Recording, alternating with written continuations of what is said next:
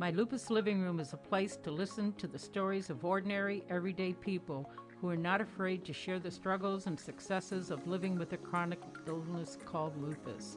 These brave Lupians put it all out there to bring us all in. We celebrate people living with lupus.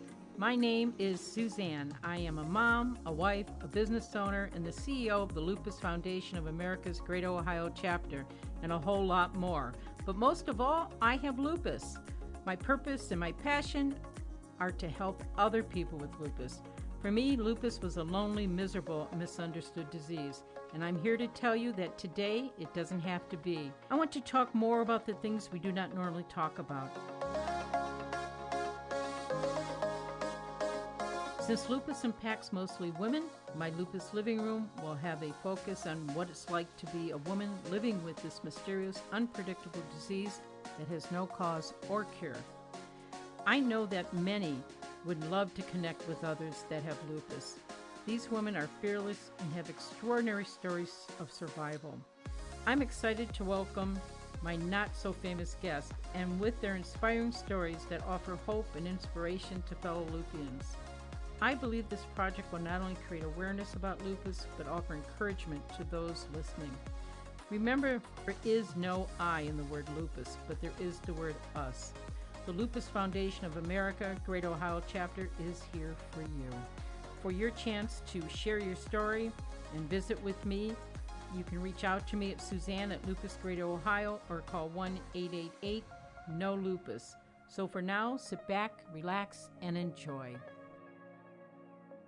Welcome to my Lupus Living Room. I am so excited to see you today and to talk to all of you. I have a special guest. We're going to make her a superstar because she has lupus. Welcome to my Lupus Living Room, and we have Samantha. Oh boy, Sebestinas. Help me, Samantha. How do you pronounce your last name? Yes, Sebestinas. There you go. I was just sharing with her that I took speech lessons for 19 years for S's. No one said I wasn't flawed here at the foundation. Okay, I have issues. All right, but Samantha, welcome. Samantha is new to our organization. She's young, she's bright, she's beautiful, and she has lupus. And we're going to learn more about her today. Ask some candid questions, and she's free to answer them at will. And she is at home right now, so we may see her little kitties floating around in the background, which is fine with me. So Samantha, this is your chance to give me your commercial all about you. I know you have lupus. I'm interested in, when did you find out? What's your young journey like so far?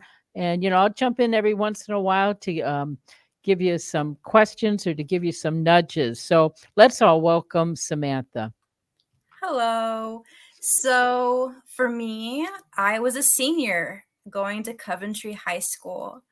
It was, I believe, I'm trying to think, it was like 2018.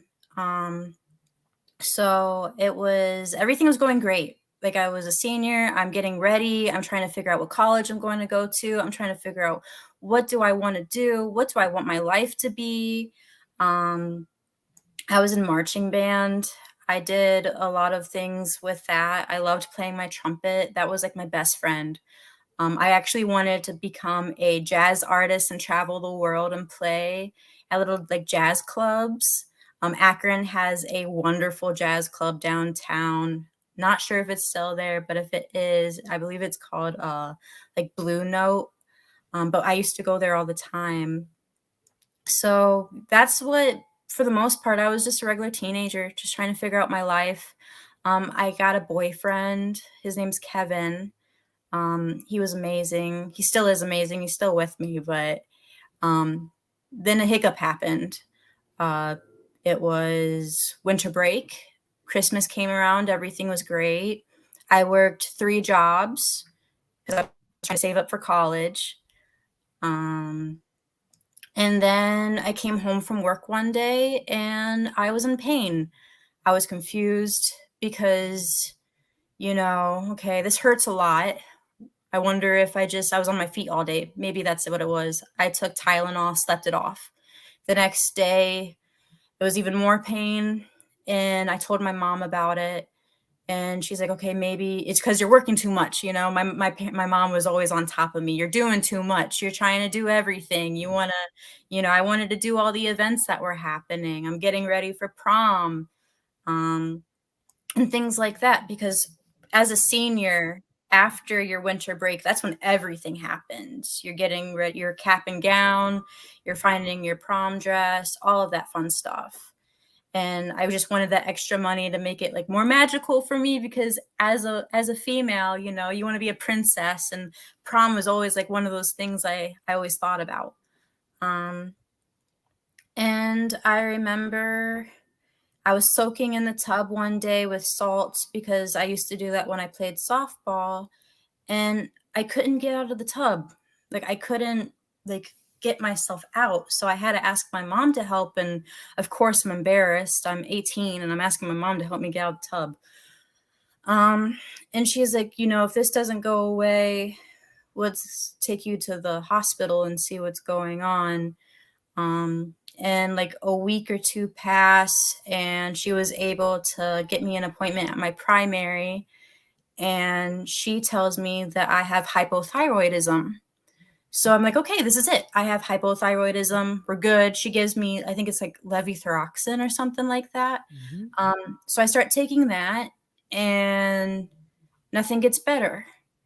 So then now it's the new year. School's about to start up again, and I'm still not good. I'm starting now. I can barely walk. I'm stuck downstairs sleeping on the couch, because my bedroom's upstairs and the restroom's upstairs. And it's a problem now because I can barely get up the stairs to go make it to the restroom, to the point where I'm having accidents on myself. And, as an 18-year-old, at least me, I want to push through it. I'm like, oh, it will go away. It's like I thought maybe it was a cold, or like some type of flu, where, maybe it's just making me lose all ability for controlling my body. And uh, like backtracking a little bit, I never got sick as a kid. The whole house could get sick. Everyone in the whole house could have like a cold for a couple days, and I would never get sick. Um, and I never really went to the hospital. I've only ever like dislocated my kneecap a couple times. But that was like the most major thing. So it was really weird automatically for me, because I never got sick. Um, so yeah, so I end up sleeping on the couch, or I'm needing help to get up the stairs. And, you know, I remember one time I got up off of the couch and I felt like I was going to faint. And my mom was like, "You know what? That's it. We're taking you to the ER." And she took me to Suma Health Barberton. Um, and I remember the whole time I was there, they were like, "You're pregnant. You're pregnant. There's nothing to worry about. You're pregnant. You're a teenager. You're sleeping around. You're pregnant." I am not active. Um, so it was really hard for me trying to like communicate with them. Like, I'm not active. I haven't had sex. I'm not pregnant. They did a test on me, and then boom, shocker, it was negative. Um, and they sent me home. They told me, "Well, we're not sure what it is. Bye." And I remember that being like the very first time where I was really defeated. I was confused. I was a healthy 18-year-old who played sports, who was in marching band, who did things. And um, I remember crying. Like, I was really upset, because I wanted to know what was going on. I mean, I was on this medication where I don't even take meds, and it wasn't doing anything. And now I'm going somewhere and they're telling me that I'm pregnant when I'm not. And I just wanted answers. So then a couple other weeks passed by. School's already started. I'm not going to class because I can barely walk. I can't even get up by myself without having someone to help me get up. And my mom finally is like, because I pass out again, and she's like, "Okay, let's go to Akron Children's Hospital." And I'm to the point where I'm in a wheelchair because I can't get up. I have people carrying me. Um, and I'm having to hold it in because I'm like what you want to call like the tough people that try to like hide their pain. And I remember like biting my lip so I don't scream out in pain because of how bad it was. And like I remember because we have lots of stairs where I used to live as a kid. So I remember trying to get down the stairs to get into the car. And then the moment that I got into the car, I wanted to scream so loud that I like gripped onto like my pants or something so I wasn't screaming and making a fool out of myself. Um, because I've always had to have that like strong, I'm not in pain type of attire my whole life basically. Um, like try to hide and mask my emotions so that I'm not upsetting anyone else. Um, but I How remember lo going, yeah. Samantha, I'm just curious, how long did it take you to get the diagnosis? When I went to Akron Children's, I got it. I want to say I got, and that's one of those things where I always look back, like, what did I do to make it happen? Like, I remember the very first time of ever being in pain after work had to have been like November. So November is like when the pain first started, and then December, and then January, and then I didn't get my like the true automatic diagnosis was on Valentine's Day. So from your onset of illness, it was only a couple months you Yeah, got your yeah, like 4 months, because once I went to Akron Children's, they automatically they were like, they got my labs and they Mhm. looked at it and they're like, "Okay, so everything that shows lupus." And then I had to wait like a week for like the true diagnosis, which was then Mhm. like Valentine's Day. So yeah, Wow, that is incredible. yeah, Okay, because that's not true to form for the most people. yeah, Okay. So that's a real blessing for you. yeah, Unfortunately, people, it could be 6 years, you know. yeah, The problem with lupus, as you know, is it mimics so many other diseases, and we still don't use a specific diagnostic test. There's a variance of things they use to make the decision whether to make the diagnosis. So, kudos to Akron, yeah, okay, in our yeah, backyard here. Kudos to them. And really, that helped you get on the path to better treatment, yep, yeah, quicker treatment. Where unfortunately with lupus, because the wait is so long, I'm fearful that more damage is done while we wait, you mhm, know. So, and you are, for those that are listening, Samantha is the target, unfortunately, for lupus. She's right there, 14 to 44, prime of your life, trying to figure out your plans. Are you going to go to school? Are you going to get married? What are you going to do? It's the prime of your life that it hits. So, we do these podcasts for awareness. And, it's interesting that your journey, first of all, I want you to know that not everybody with lupus has pain.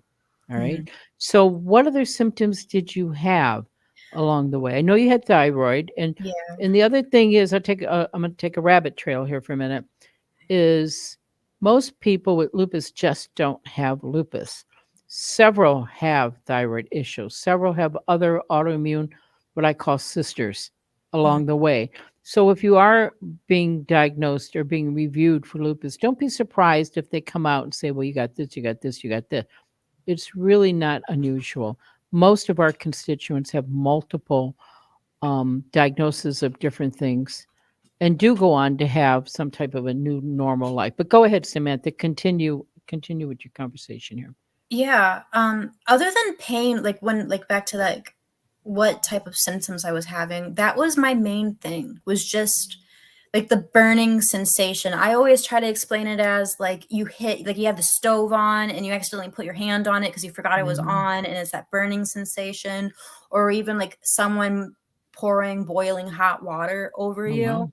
you. That was what those are my main symptoms, is just that Mhm. burning sensation, which I then learned to find out is called a flare. Mhm. Um, and that was mainly my biggest thing. I didn't have any rashes. I was losing a lot of weight. I remember my mom being like, "You look sickly. You look sick." Because I wasn't eating, first of all. My body was, I just didn't want to eat. Mm-hmm. And even if I did eat, I felt completely sick after. Like I couldn't, like my body wasn't digesting it correctly. Um, like I remember but I remember when I got to Akron Children's, they did the ANA, and I think it was like 1 to like 640 something. And they're saying that it was completely high, like really, really high. And then I remember someone saying, like, if you didn't come in when you came in, you wouldn't be here today. Which just like for me, that's terrifying. Like, okay. um, and then I remember when like so all that happened and they said all your labs indicate lupus, and then I got the call that it was lupus, and I remember happy but also like scared because I don't know what lupus is, and I don't like to look it up because the first thing you look up is usually you see all the things that's going to happen, and usually death is like the first thing on there. So I'm like, I even like for like side effects on medication, I don't like to look them up. Because it just scares me. I have, and that's also like another thing, like my mental health was going down rapidly, quickly, fast. Mm-hmm. And that's also something I'm still working on, is my mental health, because I feel like mental health and lupus, they don't mix, but there needs to be a way to make a mix, because I feel like mental health, if me in my mind was healthy around the time, I feel like the journey that I went through, the way that I did, would be completely different.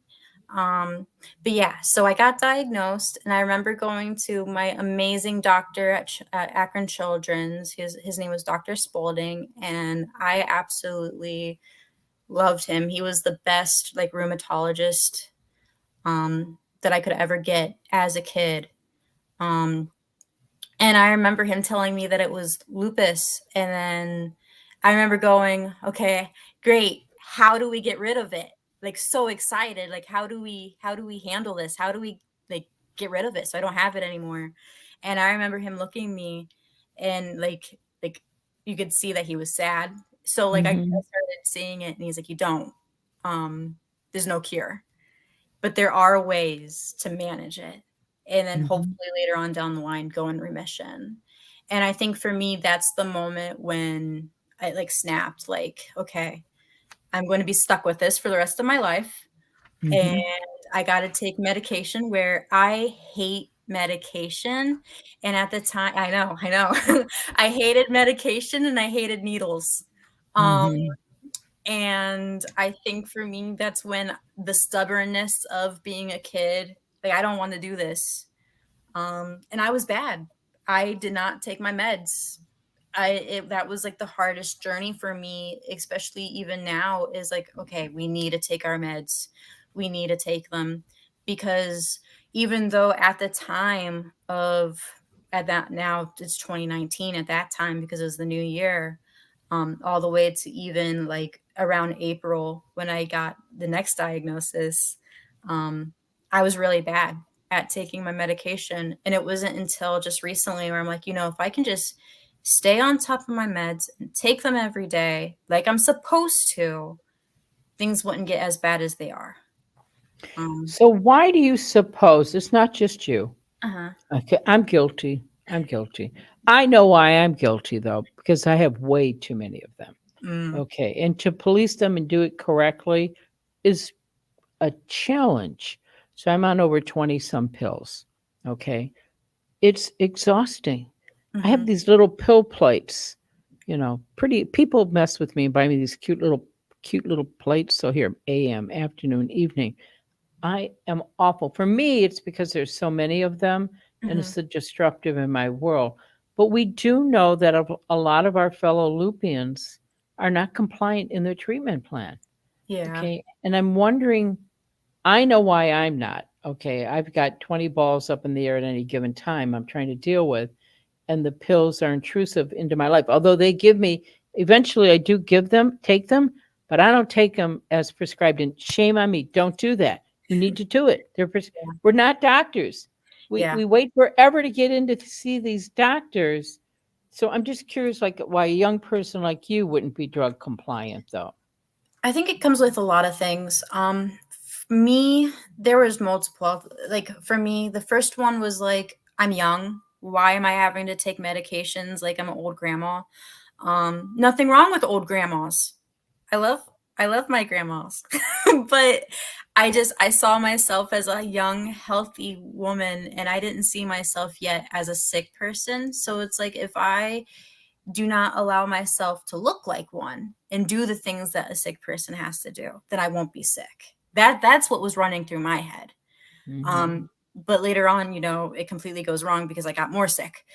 Um, and then I was on our lovely, we all love it, prednisone. Hmm. And I was on the highest dose that you could think of for it. And I remember it, like, prednisone ruined my life. um, I got, like, around prom and graduation, I had the biggest moon face you could think of. And like in my little prom dress and my cap and gown, I have this big giant moon face, and it completely ruined my image, along with the attitude that comes with it. It made me a monster. I try to say, like, the medications made me into a person I am not. And it would always get really hard because my parents, I love my parents so much, but they just didn't understand what medications make you feel, make you do. And like when it was like my 19th birthday, the Pokemon movie just came out, and I was like super excited about it because I grew up with like that, and I played all the games and stuff. And I remember, like, so it was my 19th birthday, and they didn't want to hang out with me to celebrate my birthday because I was mean. Um, and it hurt because it's like it's not me that's being mean. It's like I don't mean to. Like if you were to know me a little bit more, I'm like the sweetest person you'll ever meet. But it was really hard because everyone's saying your attitude's changing, you're being mean, you're lashing out, you're more depressed. They say all these things, and it's like, well, if I don't take these stupid medications, then I won't. I'll go back to who I was before. Um, and that's like me personally, and that's still a battle because I always have to remind people, or like my boyfriend or like friends that I have, like, hey, this, I'm on these meds, I'm on a high dose right now, I don't mean to lash out. It's just they do something to you, and I hate to say it like that because I completely feel the difference between on the meds and not on the meds, but I don't know what it's doing internally because you can't feel that. I'm going to tell you what it's doing internally. It's saving your life. Mm. That's what it's doing. Now, when you say I hate prednisone, we all hate Oh, prednisone. yeah. Okay. And even to this day, I get packs here and there that, you got to take it, you got to take it, you got to take it. But it does, I mean, really, sometimes I enjoy it. All right.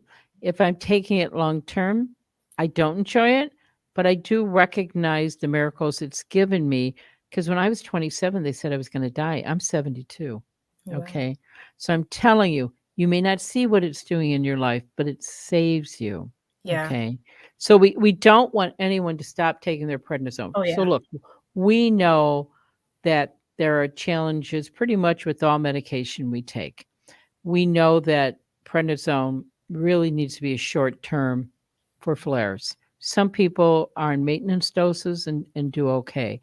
But on the onset, when you take it and you have the moon phase and you have hair problems and other problems, recognize that it's a method to get to where you want to be. Yeah. Okay. And it can save your life. All right. So the goal is to get the disease under control so they can give you other. And today we have so many more medicines than we've ever had. I honestly didn't think I'd live this long to see it. So I'm very excited about that.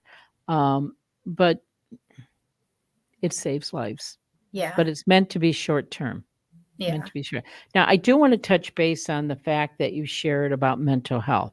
Okay. So I had, and my experience with mental health was not a good one because, like you, I had the woe is me, the depression was huge, And I can tell you from firsthand that if you let depression run wild, it will take you to a very, very dark place. And you won't recognize that person. Your friends and family won't recognize that person. And it's really hard to climb out of that depression hole.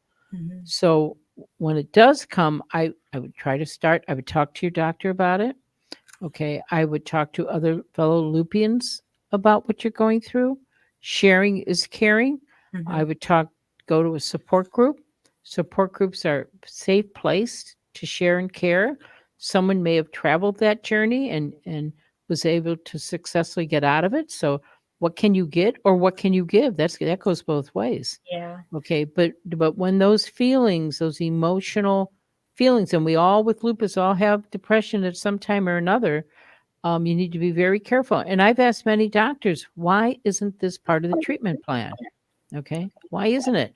And it's because they get pushback, they get the Mhm. resistance. You think I'm a hypo. You think nothing's wrong. You no, he's trying to help you. All Yeah. right. So if you're offered mental health, um, jump on it. Okay, Yeah. it's part of saving my life. It turned my life around, and we need support. Okay, Mhm. we need people. When you're diagnosed with a chronic disease, it's like holy cow, especially at a young age. It's like what that's for old people. You said it. Young people like me don't get sick, and then you have your family to contend with. My family were helicopter parents. Okay, Oh. I had this giant Italian family, and plus I'm a twin who was healthy. Okay. So I had this helicopter family. They're all hovering around you. Poor Susie, poor Susie. Susie can't do this. And Susie was miserable. She was lonely with the crowd. All Mhm. right. But once I did get mental health, turned my life around completely. Okay. Yeah. You may need an outside person to get you back on track. I've been like for my mental health journey has been crazy because so I've seen a lot of therapists. I finally have an amazing therapist who I see now. I see her every week. And it's crazy because we were actually just talking about this like a couple days ago, but I used to see another therapist twice a week because of how bad it was. Mm-hmm. And now I only see her once a week. And it's crazy to see how much I have grown mentally. And allowing, instead of me thinking lupus is my enemy, to think like, okay, lupus is my friend. I need to stop hating on it and start allowing it to do what it needs to do, and also take care of myself mentally as well. And I think that's like the biggest thing is there is such a really bad look on mental health, especially after COVID. Mm-hmm. Um, and things like that. And I have been to grippy sock vacations so many times where it's kind of like, okay, let's change it up. Let's figure it out. Let's start loving myself. Let's get off of social media, and things like that. Because, and that's like another thing, being young, you're supposed to look a certain way, at least in our heads. In our heads, we're supposed to look a certain way, and if you don't look that certain way, we start hating ourselves because we're not skinny, we don't have the blonde hair, we don't have the blue eyes. Um, and it's hard because you have to tell yourself it's okay. And no one else is telling you that it's okay. Everyone else you think is looking at you and judging you. And I'm slowly coming to the term of loving myself again because I hated who I was. And that's why I'm also very excited to be part of this great organization, because I feel like this is what I need in order to start loving myself, to start thinking of lupus as like a friend instead of an enemy, and also allowing myself to help other people that are probably going through the same thing that I've already went through. Mm-hmm. So yeah. Yeah, there's power in sharing and walking in shoes that other people are going to walk in. Hmm. And you say so many things that are just spot on. And I'm thinking back over my long, blessed life that I never thought I would see. I never thought I would see it. But I want you to know, generationally, I have a lot of generations on you. Even old people like me care about what they look like and what others expect you to look like. And I can tell you, I recently had a 50-year class reunion, and we all cared what we looked like and what other people thought. And it's like, holy God, did we all get old? Okay, some of us got old gracefully. Some of us, God wasn't so kind to either.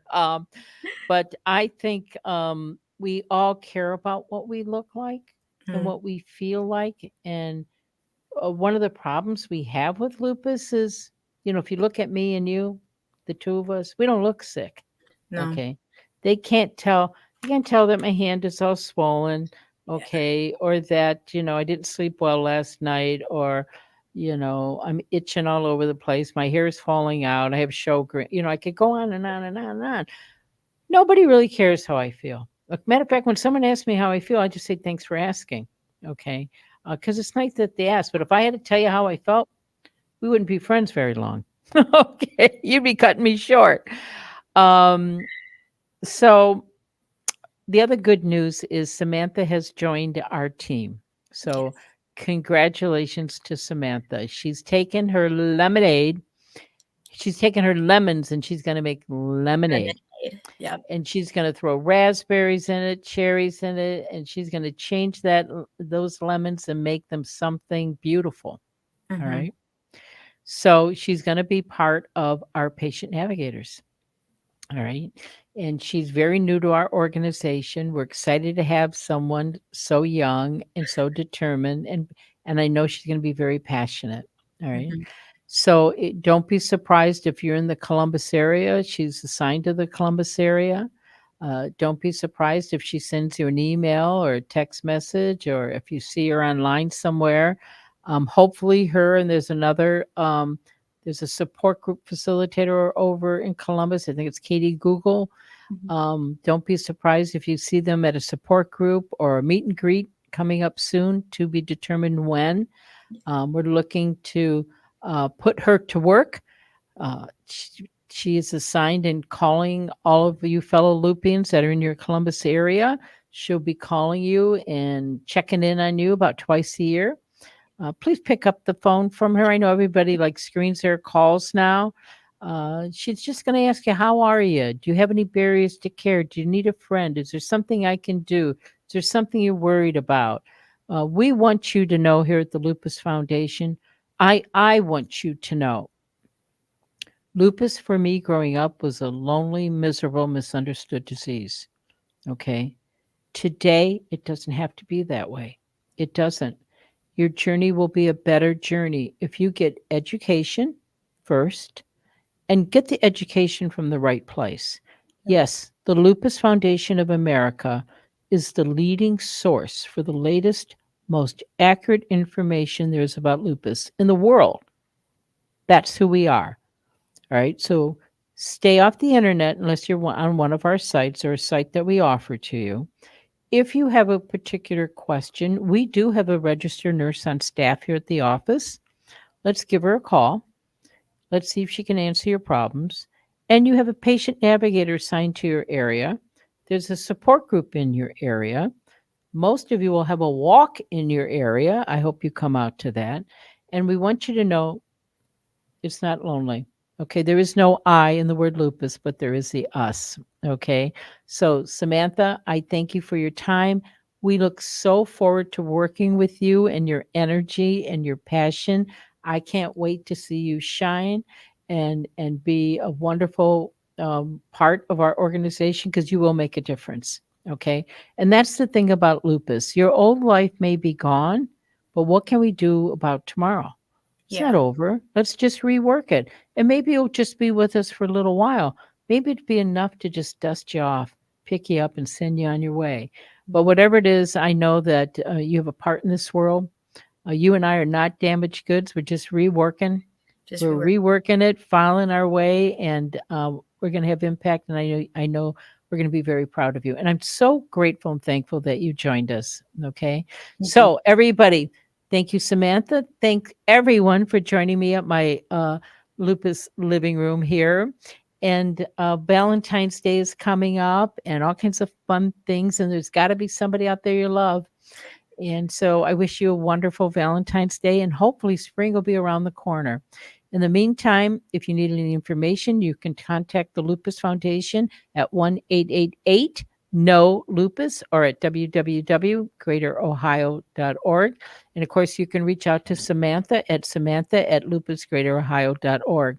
Looking forward to our next podcast. If you're a fellow Lupian and want to share your story with real people, please feel free to call the office. Thank you, Samantha. Bye-bye. Bye-bye.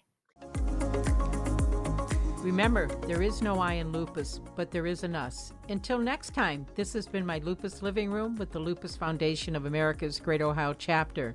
For more information and resources to help you in your lupus journey, please visit lupusgreaterohio.org or call 1-888-NO-LUPUS. The funding for my Lupus Living Room is an earmark from the state of Ohio and managed by the Ohio Department of Health. Your physician is the best person to help you in the treatment of lupus. The information you learn here today can be discussed with your doctor, as your physician knows your medical history best. Please do not make any medical changes without consulting your physician first. As with any treatment, stay educated and get information from trusted sources.